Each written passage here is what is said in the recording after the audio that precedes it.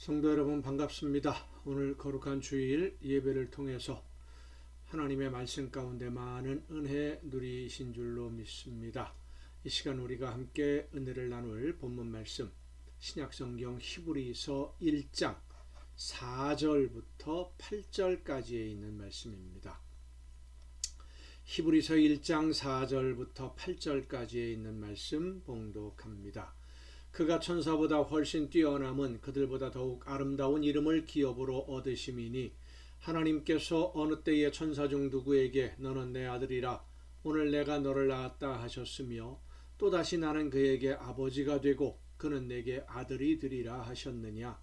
또 그가 맏아들을 이끌어 세상에 다시 들어오게 하실 때에 하나님의 모든 천사들은 그에게 경배할지어다 말씀하시며 또 천사들에 관하여는 그는 그의 천사들을 바람으로 그의 사역자들을 불꽃으로 삼으시느니라 하셨으되 아들에 관하여는 하나님이여 주의 보좌는 영영하며 주의 나라의 규는 공평한 규이니이다. 아멘.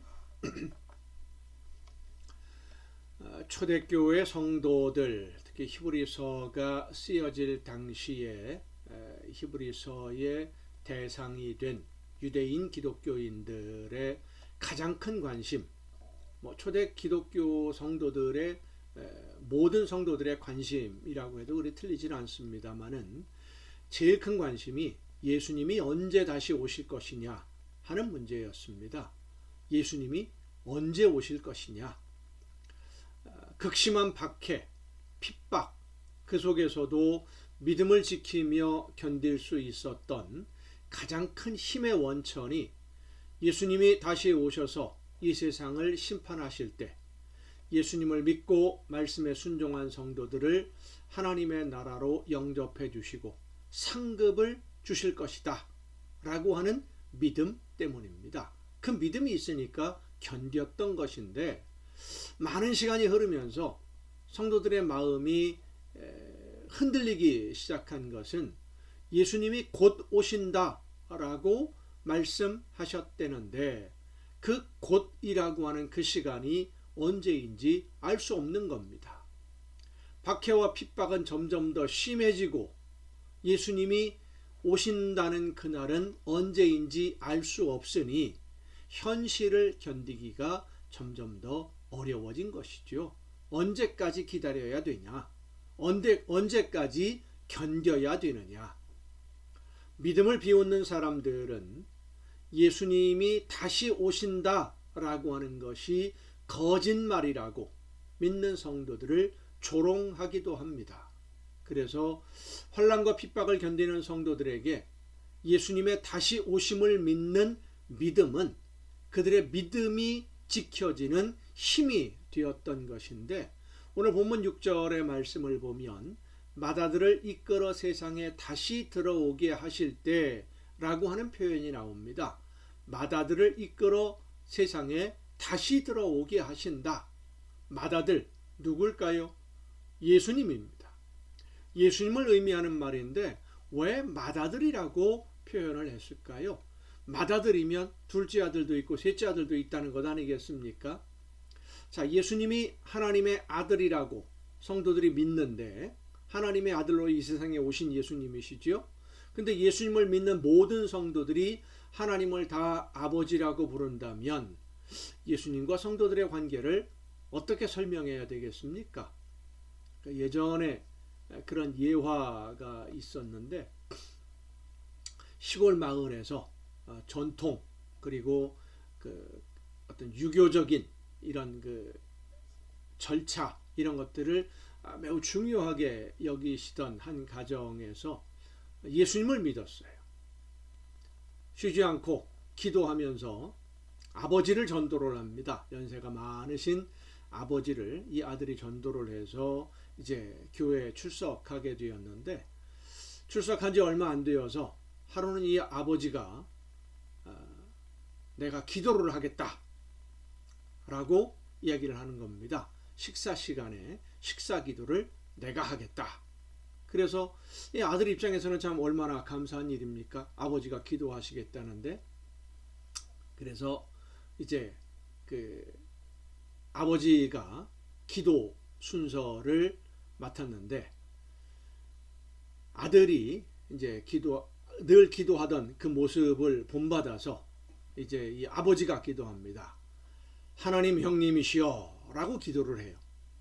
그러니까 깜짝 놀라서 아들이 기도를 마친 다음에 아니 아버지 하나님 보고 형님이라고 하는 게 이게 무슨 말이십니까? 하나님 아버지이시죠? 그랬더니 이 아버지가 하는 말이 야 네가 기도할 때 늘 하나님 아버지 아버지 하는데 내가 아버지 나하고 같은 학렬이면 동생이 될 수는 없는 거 아니냐. 그러니까 형님이라고 해야지.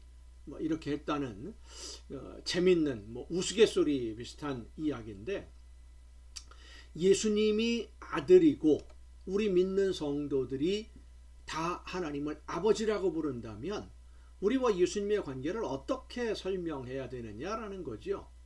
우리가 잊지 말아야 될 중요한 한 가지가 있습니다.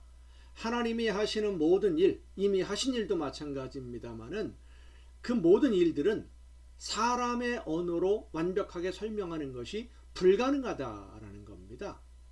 예수님이 하나님이시면서도 이 세상에 오신 하나님의 아들이다라고 그래서 굳이 사람의 말로 표현하는 것이고 모든 믿는 성도들이 하나님을 아버지다라고 부르니까 아버지라고 부르니까 예수님을 하나님의 맏아들이라고 표현하는 것이지 정말로 맏아들, 둘째 아들, 셋째 아들 이렇게 있는 것은 아니다라는 것을 우리가 알아야죠. 중요한 것은 때가 되면 하나님이 예수님을 이 세상에 다시 보내시는데 그때는 세상을 심판하시는 주인으로 보내신다. 그러니까 예수님이 세상을 심판하는 주인으로 오신다라는 거예요.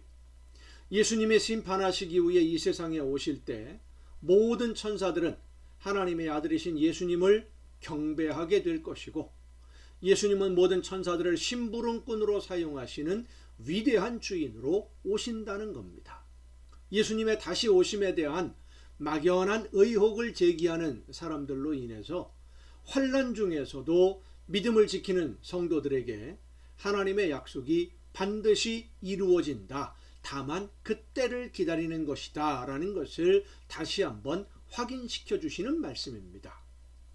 약속을 믿는다는 것 사실 쉽지 않은 일입니다.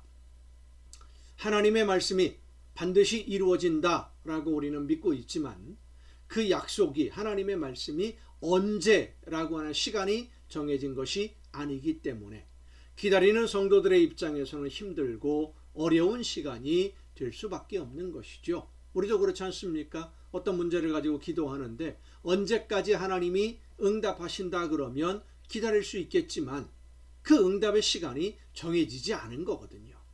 그러나 믿음은 그럼에도 불구하고 믿고 기다리는 겁니다. 그래서 믿음은 견디며 기다리는 것이고 기다리면서 내가 해야 할 일을 계속하는 것, 그것이 바로 믿음이에요. 내가 원하는 것을 믿는 것이 아니라 하나님의 말씀을 믿는 것입니다. 예수님이 다시 오신다는 믿음이 있는 성도는 하나님 앞에 설 그날을 준비하며 오늘을 살게 되는 것이고 하나님 앞에 설 그날을 준비하는 성도는 하나님이 맡기신 사명을 따라서 순종하는 삶을 살아가게 됩니다. 그리고 하나님은 그 과정에서 순종하는 성도들이 어려운 일을 만날 때 성령의 능력으로 함께 해주시고 도와주셔서 하나님이 함께 하시는 힘과 능력으로 오늘의 어려움을 견디어낼 수 있도록 붙들어 주시고 함께 해 주시는 줄로 믿으시길 바랍니다. 오늘 우리의 믿음도 그렇습니다. 하나님의 약속을 믿고 기다리는 순종하는 신앙생활 쉽지는 않습니다.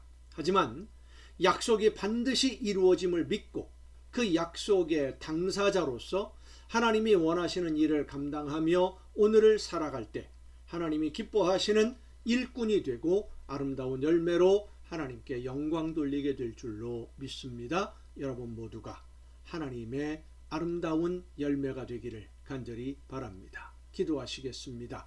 은혜와 사랑으로 오늘도 저희들을 인도해 주시는 아버지 하나님, 하나님의 나라를 바라보며 하나님의 약속을 믿고 믿음으로 견디며 끝까지 순종함으로써 아름다운 열매로 하나님에게 기쁨 드리는 우리 모두가 되게 하여 주시옵소서.